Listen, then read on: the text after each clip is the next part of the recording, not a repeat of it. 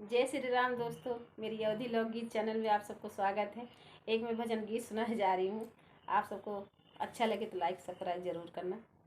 अब मेरा नाती साथ में बैठा है, जरूर से जरूर करना।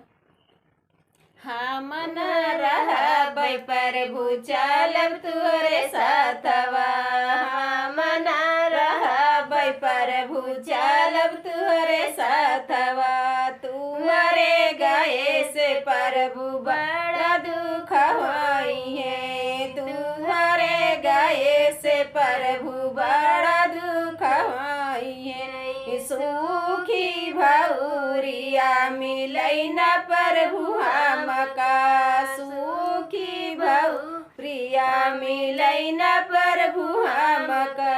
हम न रहबै प्रभु चलब तुहरे साथवा, हम न रहबै प्रभु चलब तुहरे साथवा। तुहरे गए से प्रभु बड़ा दुख होई है, तुहरे गए से प्रभु बड़ा दुख होई है। गड़ही कई पानिया मिलै न प्रभु हमका, गड़ही कई पानिया मिलै न प्रभु हमका।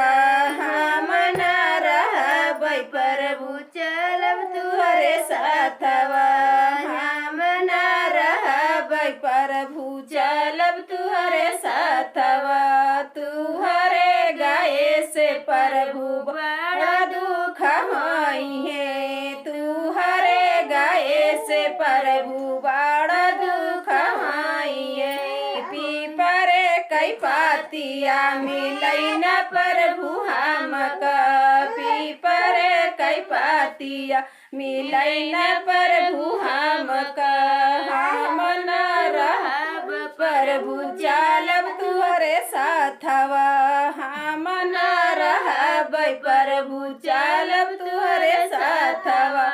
तुहरे गए से प्रभु बड़ा दुख होई है, तुहरे गए से प्रभु बड़ा दुख होई है।